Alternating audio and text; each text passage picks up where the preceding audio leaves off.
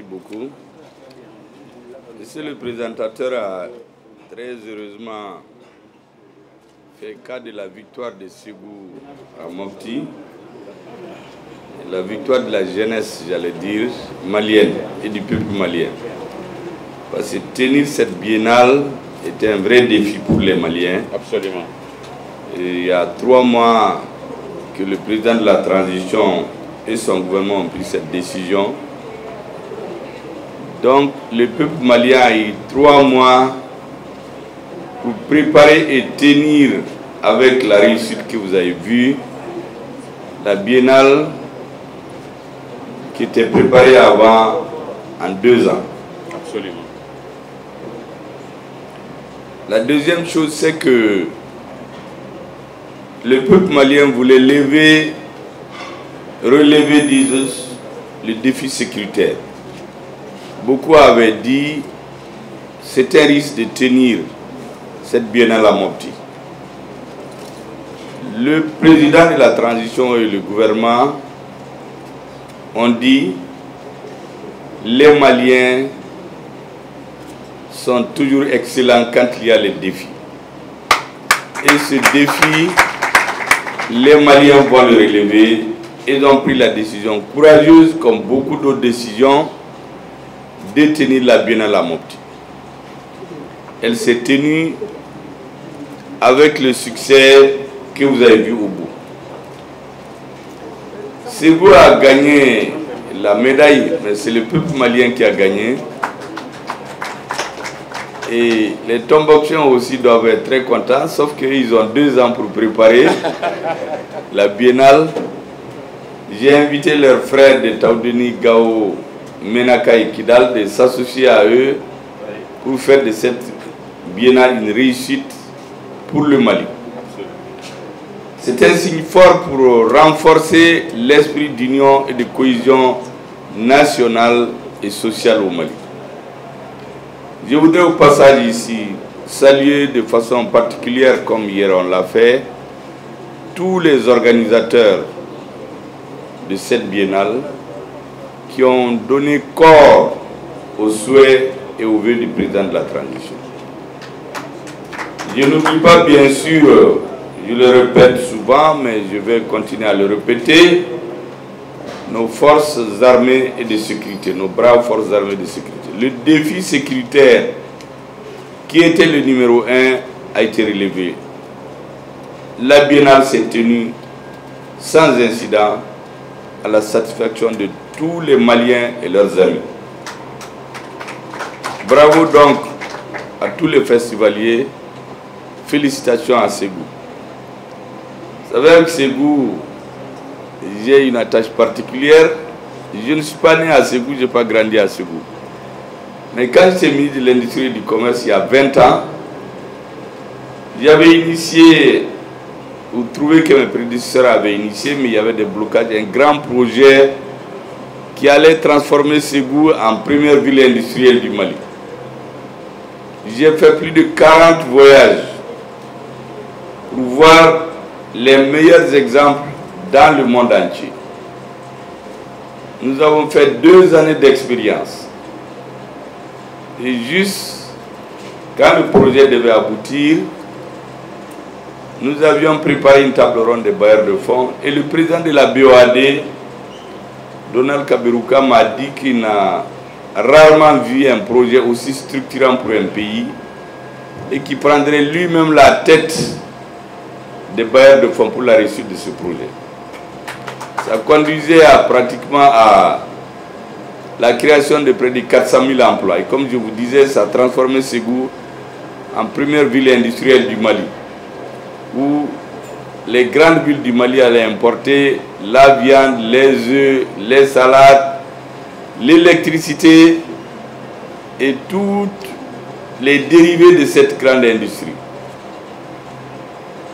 Vous savez, les hommes ont leur agenda, mais Dieu a son agenda.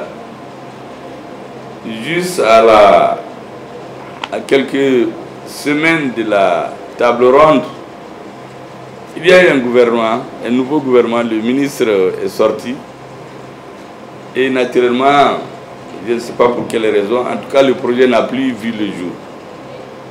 Et j'avais dit au président en son temps que si on arrivait à le réaliser, ce serait la plus grande réalisation industrielle pour des décennies, sinon des centaines d'années.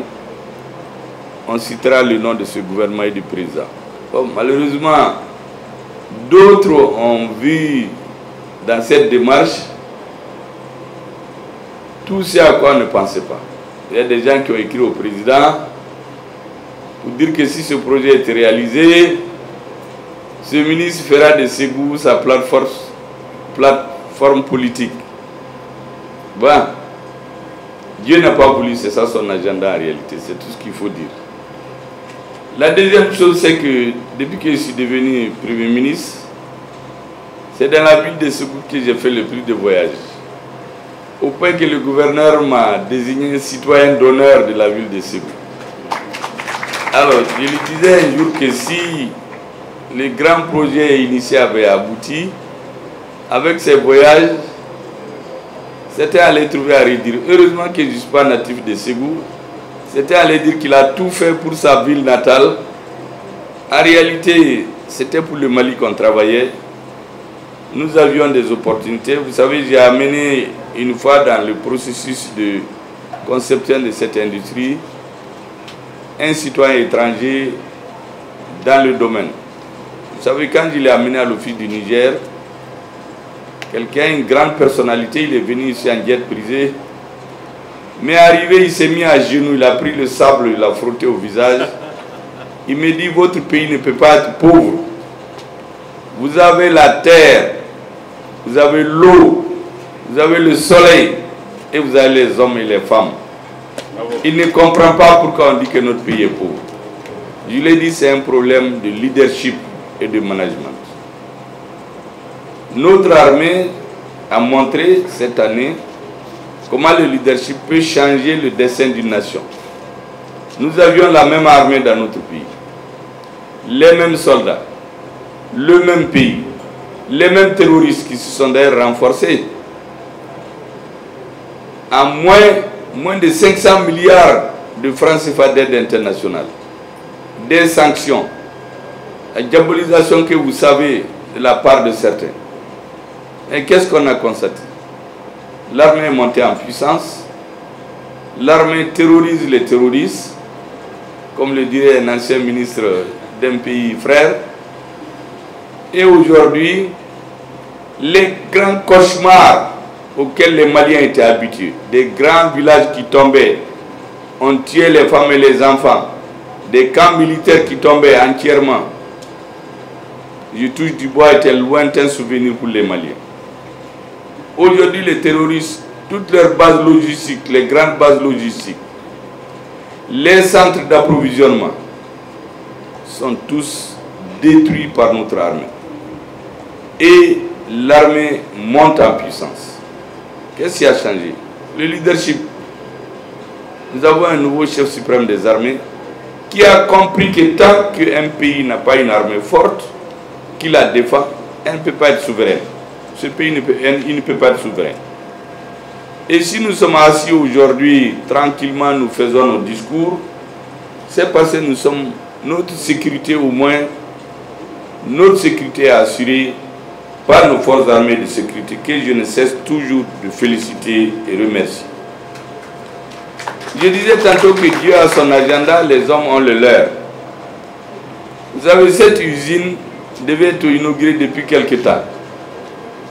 L'inauguration a été reportée à plusieurs reprises. Parce que les hommes avaient leur agenda, mais Dieu avait le sien. Dieu a décidé que c'est un 17 juillet, à la date de la naissance de M. Talla, que cette cérémonie se tiendra. Alors qu'elle devait se tenir il y a longtemps. Dieu a décidé que c'est sous le leadership de nouveaux ministres de l'industrie et du commerce, de l'emploi et de la fonction professionnelle et de l'économie numérique que cette cérémonie doit se tenir. On avait notre agenda, nous. Dieu avait la sienne. Il a décidé que cette cérémonie va se tenir au moment où deux personnalités vont tenir des discours qui viennent de la même extraction du point de vue de leur instruction. Vous savez que M. Niaré était un des premiers qui m'ont reçu dans mon service en tant que jeune stagiaire à la fin des années 80, il y a plus de 40 ans. Il se trouve qu'aujourd'hui, c'est lui qui vient parler au nom des familles fondatrices. Je voudrais aussi féliciter M. c'est-à-dire notre frère français. Vous savez, j'ai toujours dit, dans mes différents discours, que les Maliens constituent un peuple d'immigration et d'émigration. Un peuple frère à tous les peuples du monde. Nous n'avons jamais cultivé le chauvinisme ou le rejet des autres nationalités. Tous les peuples du monde sont amis du Mali. Et j'ai cité particulièrement les Français en disant que c'est le pays auquel nous sommes le plus liés par l'histoire, par l'économie, par les hommes. En dehors des deux communautés algériennes et marocaines qui se disputent, la deuxième place, tout le monde sait, en France, la plus grande communauté, la deuxième de l'Afrique noire, ce sont les Maliens. Ils sont très nombreux en France. Ils sont nés, ils ont grandi, ils ont la nationalité des deux pays, ils travaillent. Il y a des gens qui ont 40 ans, 50 ans aujourd'hui, ils viennent au Mali voir leurs grands-parents. Leur poids dans notre économie est tel qu'aucun gouvernement qui se dit au service de la population ne peut pas imaginer que pour prospérer ou que pour que son pays prospère, il faut qu'il rentre en conflit avec le peuple, avec ce peuple, avec le peuple français dans le cas d'espèce. J'ai toujours dit qu'il y a des Français et beaucoup sont les amis du Mali, comme le Mali est leur ami. Nous sommes l'un des rares pays où il y a une crise que nous connaissons entre les autorités, mais personne n'a vu des sentiments anti-français dans la rue pour chasser des Français, les regarder d'une certaine façon. Tout le monde est chez lui au Mali.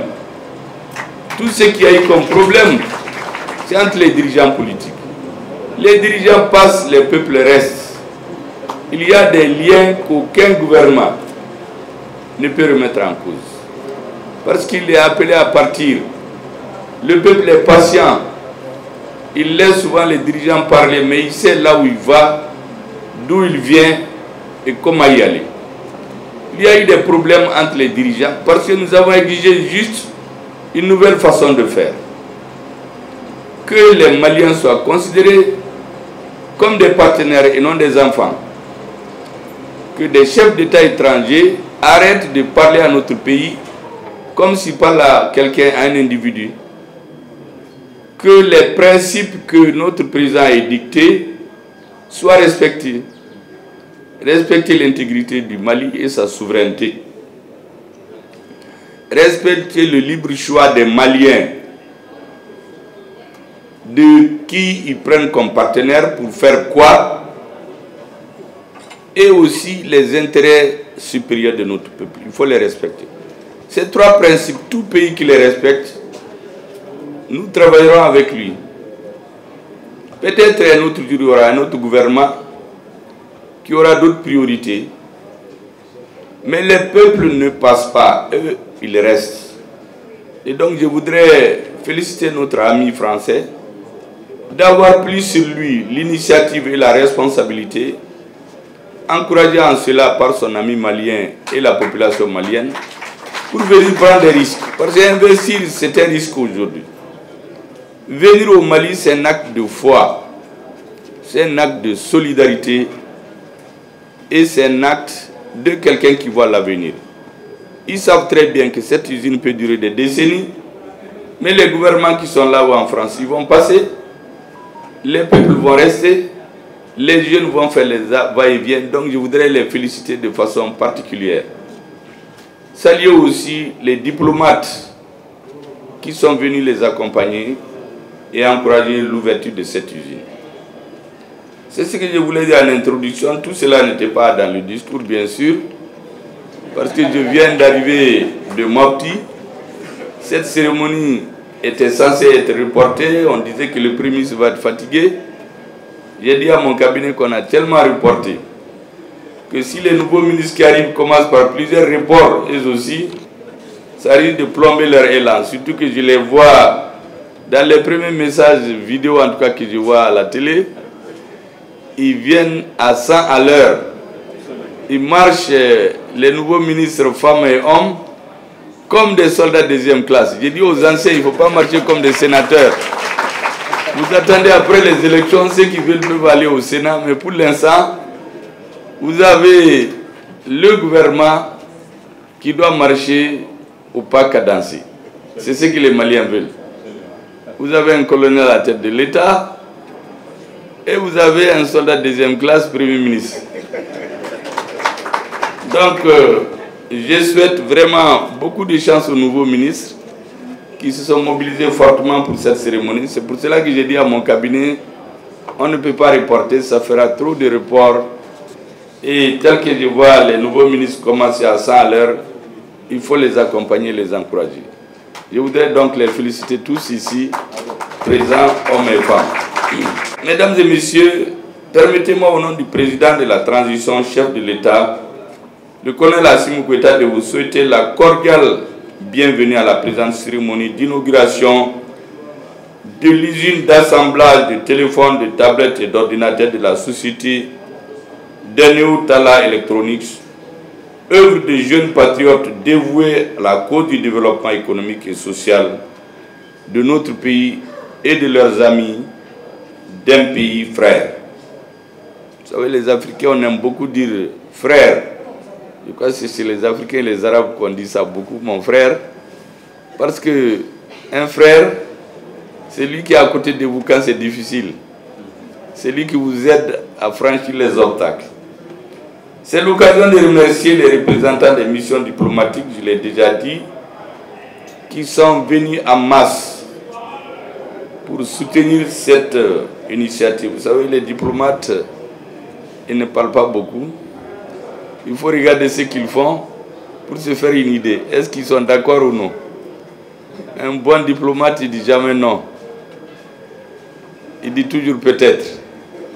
Quand vous le voyez quelque part, c'est qu'il est d'accord. S'il n'est pas d'accord, il ne vient même pas. Donc je voudrais vraiment les saluer, les remercier, les féliciter pour le soutien. C'est un soutien à leurs amis initiateurs de cette entreprise. Je considère aussi que c'est un soutien au Mali, par ces temps qui courent. Mes remerciements vont également à l'endroit et surtout des responsables de la nouvelle usine et leurs partenaires pour avoir choisi notre pays comme destination pour leur investissement. Cet investissement, mesdames et messieurs, il est sur la base d'une autorisation et d'une inscription au Code des investissements qui date du 13 février 2023. Effectivement, comme l'initial l'a dit, nous avons suivi personnellement pour diminuer les délais. Tout ce qu'on faisait dans 2 ans, 3 ans, nous avons essayé de le faire le plus vite. Et ils ont eux aussi respecté, en tout cas pour l'instant, leurs engagements avec un investissement de 550 millions 600 000 francs CFA. Et cet investissement est censé être porté à 2 milliards en 2006. Ce qui traduit la volonté affichée des promoteurs de l'usine d'équipements de dernière génération utilisant une technologie de pointe dans la production de matériel téléphonique et informatique. Mesdames et messieurs, d'ores et déjà, l'usine a créé, c'est bon que les Maliens le sachent, 49 emplois, dont 11 femmes et 120 contractuels. Ce nombre sera porté à 300 permanents et à 1000 contracteurs à l'horizon 2025. Ce qui cadre avec les politiques nationales du gouvernement en matière de création d'emplois, de formation professionnelle et d'amélioration des conditions de vie des Maliennes et Maliens, conformément au plan d'action du gouvernement. En plus de la création d'emplois, cette unité industrielle aura des retombées significatives sur les populations et l'économie nationale en termes de paiement d'impôts, de droits et taxes, de paiement de cotisations sociales à l'INPS, de réduction de l'importation du matériel informatique et de sortie de devises à travers la production au Mali de 100 000 appareils informatiques et de téléphonie dès la première année et 500 000 à l'horizon 2025. La technologie de pointe utilisée dans cette usine permet d'affirmer, en tout cas c'est mon souhait, qu'elle est en parfaite adéquation avec la politique de développement industriel du Mali, qui encourage la création de nouvelles unités industrielles et l'utilisation des meilleures idées technologiques, techniques et méthodes en s'appuyant sur les actifs de la propriété intellectuelle. Mesdames et messieurs, je l'ai déjà dit tantôt, il y a des principes que le nouveau chef d'État et le gouvernement, nous avons décidé que désormais tous ceux qui sont dédiés à l'action publique doivent avoir comme bréviaire tous les jours devant eux. Tout partenaire doit respecter la souveraineté du Mali. C'est la première condition. Les Maliens ont décidé de n'avoir d'injonction de personne. Ce qui est mauvais pour eux, il faut leur expliquer. Ce qui est bon pour eux, ils le savent. S'ils ne le comprennent pas, il faut leur expliquer. Mais on ne peut plus les vendre. Un cadeau qui est emballé dans quelque chose, on ne sait pas ce qu'il y a dans l'emballage. Le respect des choix stratégiques. Nous l'avons dit plusieurs fois, il faut l'expliquer terre à terre pour que les citoyens lambda comprennent. Nous avons un pays où nous avions l'insécurité confinée au grand nord du Mali en 2013. En 2020, l'insécurité a gangréné 80% du territoire. Les grandes villes, personne n'était plus en sécurité. Il restait juste à encercler petit à petit et venir dans la capitale. Pendant ce moment, les forces armées sur nos territoires sont allées de 10 000 à 50 000 hommes. 50 000 hommes armés sur le territoire. La perte de confiance des Maliens en eux-mêmes. Certains qui ont les doubles nationalités ou autres s'apprêtaient à quitter. D'autres sont déjà un pied là-bas, un pied, ils viennent regarder, ils s'en vont. D'autres font des voyages. On nous dit c'est un régime démocratique. J'ai dit aux gens, attention, la démocratie, elle ne se mange pas. Une personne, tout être vivant, arrivé au monde, sa première exigence, c'est la sécurité. Quand l'enfant naît, il crie.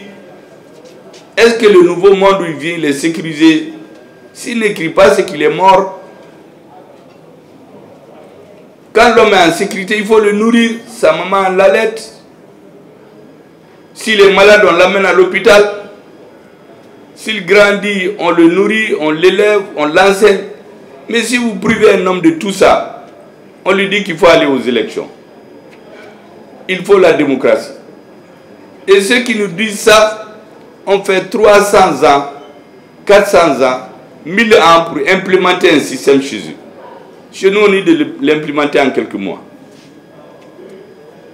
J'ai parlé souvent avec des leaders politiques. J'ai dit, vous dites d'aller aux élections. Mais dans votre village, vous ne pouvez pas aller faire campagne. Personne de tous les leaders politiques qui ont dit d'aller aux élections, aucun d'entre eux ne peut aller chez lui. Ils sont dans la ville, ils font le tour des ambassades, ils écoutent les radios internationales, ils disent des choses qui ne correspondent à rien à la réalité du Mali. Un pays, on brûle un village, on tue les femmes, on tue les hommes.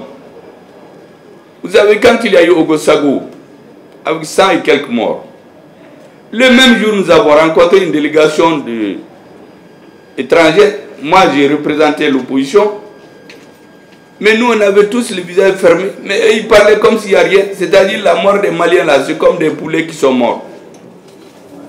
En même temps, quand une personne meurt au front de leur rang, que nous respectons, nous, on suit ce qui se dit dans le pays. On n'a jamais dit dans un discours officiel, dans le pays dont je parle, que la personne est morte pour le Mali. On dit qu'elle est morte pour son pays. Mais nous ne sommes pas dupes. C'est pourquoi je dis souvent à certains qui comprennent qu'au Mali, les dirigeants là, ils ont un coefficient intellectuel un peu, en tout cas largement au-dessus de la moyenne de ce qu'ils pensent. Parce qu'on ne peut pas, dans un pays où on tue les gens, ils ne mangent pas, ils sont en insécurité, venir leur dire d'aller aux élections. En même temps, vous avez un individu qui est applaudi, qui est, disons, démocratiquement élu, qui est dans des avions, qui couche dans les hôtels à plusieurs milliers d'euros. Pendant ce moment, on tue ses parents. Il a plusieurs nationalités. Le jour où le pays va être comme la Somalie, il prend l'avion, il quitte, c'est tout.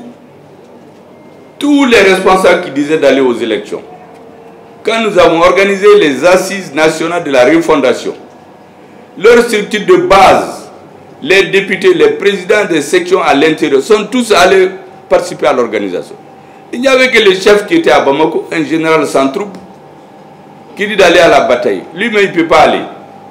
Il sait qu'il n'y a pas quoi de se battre. Donc, j'ai expliqué plusieurs fois qu'il faut laisser les Maliens choisir un partenaire avec lequel ils peuvent assurer la sécurité du Mali. Aujourd'hui, qu'est-ce que nous avons? Je vous ai décrit ce qui se passe au Mali. Les mêmes militaires, le même pays, les terroristes renforcés. Mais les Maliens relèvent la tête.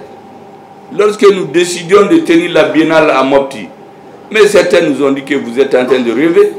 Ce n'est pas possible. Mais ça s'est tenu. Pourquoi? Parce qu'on a des partenaires avec lesquels on travaille, on a choisi librement. Les Russes, les Chinois, les Turcs et tous les autres partenaires des pays arabes qui sont des pays frères par la géographie. Mais si quelqu'un vient nous dire non, non, non, vous ne faites pas avec eux, c'est moi qui choisis avec qui vous travaillez. Nous ne sommes pas d'accord. Ça, c'est le deuxième principe. Le troisième, c'est que les intérêts vitaux des Maliens doivent être défendus. Lorsque quelqu'un, par toutes sortes d'acrobaties, empoche 1 milliard de francs CFA, il vient, il dit qu'il veut aller à des élections. Sur 1 milliard, il prend 100 millions. Il trouve une population affamée, il lui donne à manger. Mais cette population ne vote pas pour lui, elle vote pour manger. Vous avez 1000 francs, vous donnez à un affamé, il prend, il vote. Après, on organise des cérémonies, vous avez 900 millions en poche, vous êtes un corrompu et vous continuez à diriger le pays. Les Maliens ont dit qu'ils ne sont pas d'accord. Et c'est pourquoi nous avons édicté le président que tout responsable, toute action publique doit obéir à ce principe. Où sont les intérêts du Mali dans ce que nous voulons faire? Voici les 3 principes. Respect de la souveraineté, respect des choix stratégiques, la prise en compte des intérêts. Tout pays qui respecte ça, et je crois que tous les pays sont comme ça dans le monde d'ailleurs. Nous ne sommes pas singuliers. Seulement il y a des dirigeants qui laissent faire les autres ce qu'ils veulent. Tous les pays sont comme ça. Nous avons passé 2 ans à équiper notre pays avec nos amis et frères et partenaires. Aujourd'hui, nous avons un minimum de sérénité. Elle n'est pas totale la sérénité, mais il y a un minimum. C'est pour cela qu'on se permet de tenir la biennale dans l'épicentre même de l'insécurité à Mopti aujourd'hui. Une fois qu'on continue, qu'on défend notre population, notre diplomatie est en train d'expliquer. La défense c'est la diplomatie, les chefs c'est le président. Nous continuons à expliquer à tout le monde ce que nous faisons, une diplomatie vocale pour faire rayonner notre peuple et que la voix du Mali soit entendue partout. Celui qui n'est pas d'accord, il n'est pas obligé, mais il ne dira pas qu'il n'a pas entendu. Une fois que ces 2 facteurs, nous les maîtrisons, Et Dieu merci, nous continuons à progresser, à les maîtriser. Il faut parallèlement développer le Mali. Parce que, comme je l'ai dit l'autre jour, tous ceux qui nous applaudissent aujourd'hui, le patriotisme, la souveraineté retrouvée, tout ça c'est bien, 1 an, 2 ans, mais après, les gens vont chercher l'épanouissement économique. Si elle tarde à venir, avec les impatients de la population, avec les coups de boutoir qui seront donnés par ceux qui ne sont pas d'accord, ils sont dans leurs droits. Les mêmes vont prendre des cailloux demain pour chasser le gouvernement. Donc nous avons une idée très claire. Nous ne sommes pas venus pour chanter le nationalisme, le chauvinisme, ainsi de suite. Nous sommes très lucides dans ce que nous faisons. Les Maliens, une fois qu'ils ont la sécurité, ils peuvent aller cultiver, ils peuvent faire leurs affaires. Notre diplomatie continue à expliquer à nos amis quels sont les problèmes. Parce que les peuples, les dirigeants, ils sont de bon sens. Ce que je viens de vous expliquer, on n'a pas besoin d'être très intelligent pour savoir. Quelqu'un qui ne peut même pas aller dans son village, il ne peut pas s'asseoir dans une autre ville et parler sur les radios internationales pour dire d'aller aux élections. Il faut que les paysans puissent cultiver, les éleveurs élèvent, les pêcheurs pêchent, les commerçants commercent, les industriels fabriquent. Sans ça, tôt ou tard, la population va se lasser. Les régimes qui ont été intelligents pour comprendre ça, ils se sont métamorphosés. Quand vous partez là-bas, vous ne reconnaissez même pas le pays. Vous connaissez parmi nos partenaires, tous nos 3 grands partenaires que je viens de citer, la Russie, la Chine, la Turquie. Mais quand vous partez dans ces pays il y a 30, 40 ans ou 50 ans, et aujourd'hui, mais ce n'est pas la même chose. Tout pouvoir qui n'amène pas à améliorer les conditions de vie des citoyens, tôt ou tard, la population va le rejeter. Quand, à la fin de l'autre siècle, un grand dirigeant chinois disait que le chat soit gris ou noir pourvu qu'il attrape la souris. Mais ça a failli, ça lui a coûté la prison, mais le temps lui a donné raison. Donc, c'est ce que j'explique à tous les cadres maliens. La défense, c'est notre armée, nos forces armées de sécurité. La diplomatie, c'est nos cadres. Mais le développement, investissez-vous tout le monde pour que notre pays puisse se développer. Et c'est ce que j'ai appelé par le triptyque, les 3D, défense, diplomatie, développement.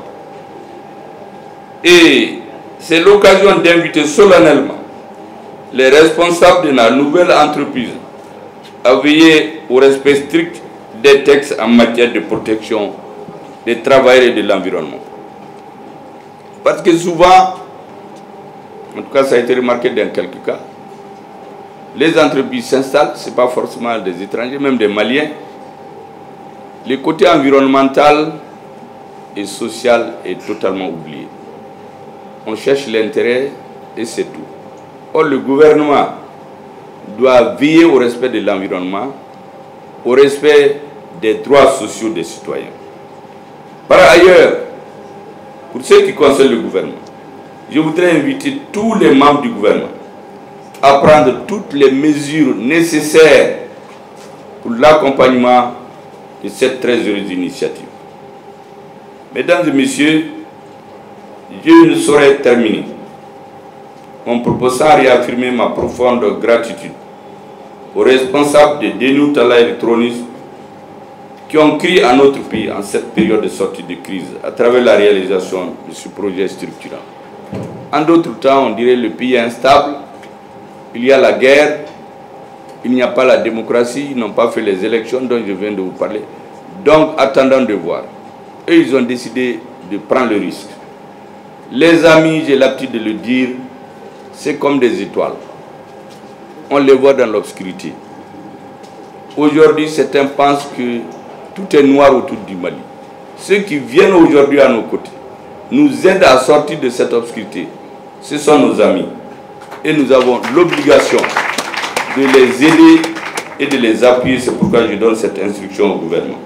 Mes remerciements vont également à l'endroit de tous ceux qui, de près et de loin, ont contribué à la réussite de cet événement. Je vous avais dit tantôt qu'il y a eu plusieurs fois de reports, mais ils ne se sont pas découragés. l'expérience a montré que ceux qui persévèrent dans une idée juste, malgré les difficultés, c'est eux qui réussissent.